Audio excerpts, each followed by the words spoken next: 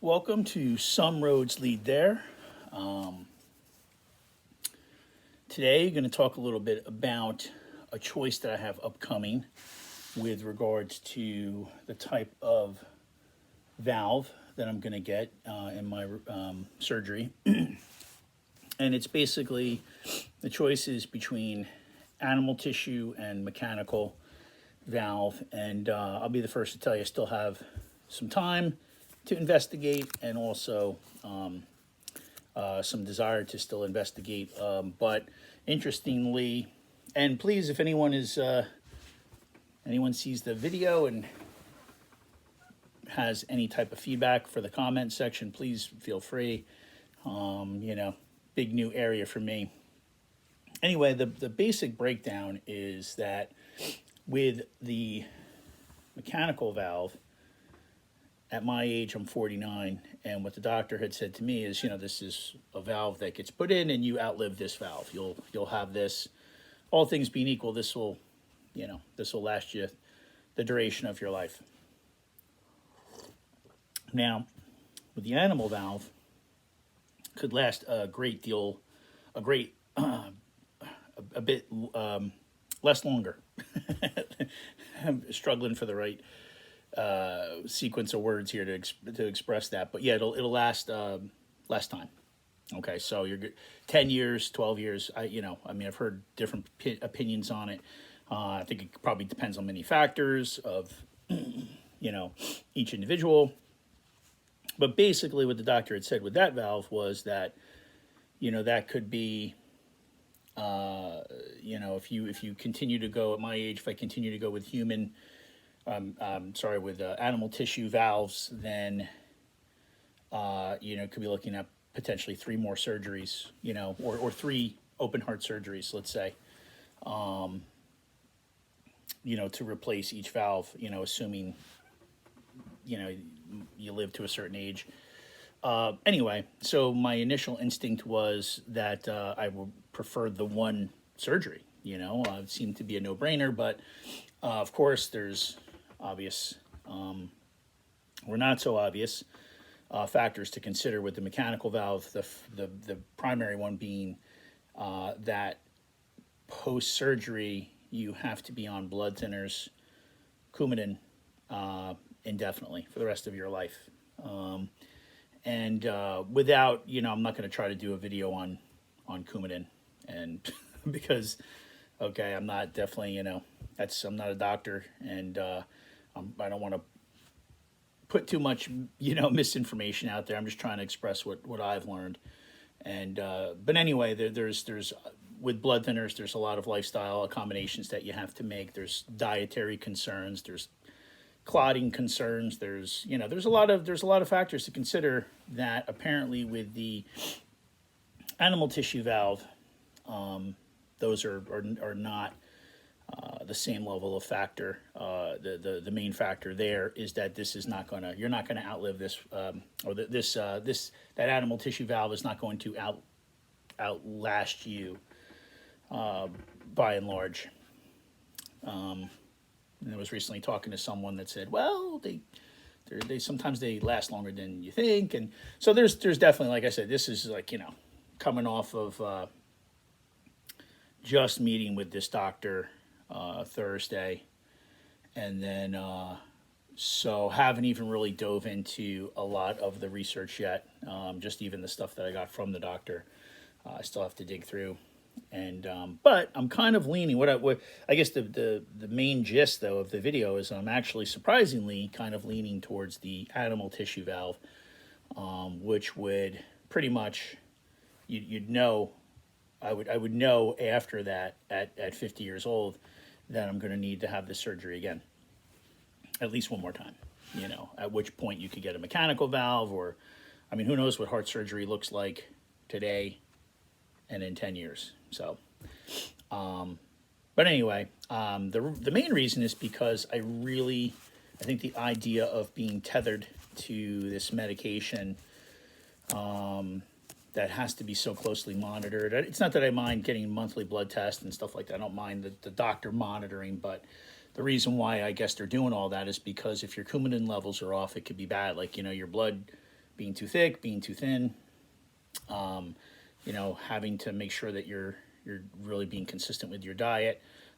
Certainly, the doctor said millions of people take Coumadin, so obviously, people you know, make accommodations in their lifestyle, and they do just fine. I'm assuming. So it doesn't seem like that's a bad route. It doesn't seem like, you know, if that was the only choice, like you get this mechanical valve and then you've got to make these lifestyle accommodations so that you don't get clots, that you don't have stroke complications from this valve. You know what? If that was the only choice, then so be it. I obviously would have no problems making the lifestyle accommodations. I, you know, be a good patient, do what I got to do, want to be healthy.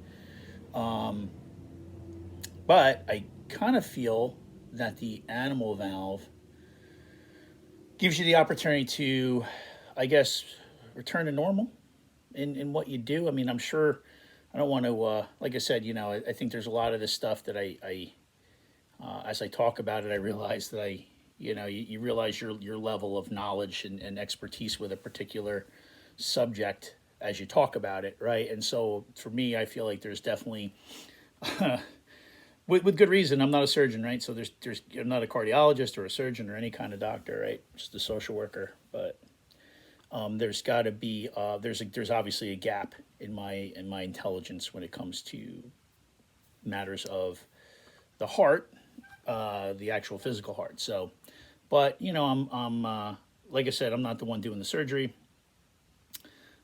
So my idea, my job is just to get myself educated as much as possible so that I really feel comfortable with the decision that I'm making.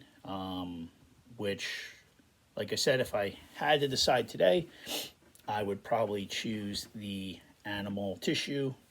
And then I guess my idea is that, hey, if I had the surgery, if I'm having this surgery in March, I can have it again in 10 years. You know, I can do, you know, I'm not going to worry about it. 10 years is a long time from now, you know, and I would only assume that that the ability to do this surgery or would be improved upon, you know. But anyway, I'm kind of rambling, but that's so, you know, I'm kind of hoping that with this channel, I'm hoping definitely to get a few different types of people to the channel.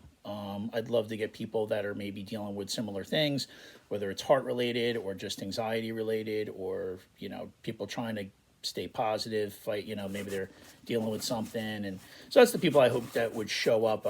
I guess, you know, I like to do this type of thing where I'm kind of talking and processing through things, but I also think it would be positive too to have some interaction.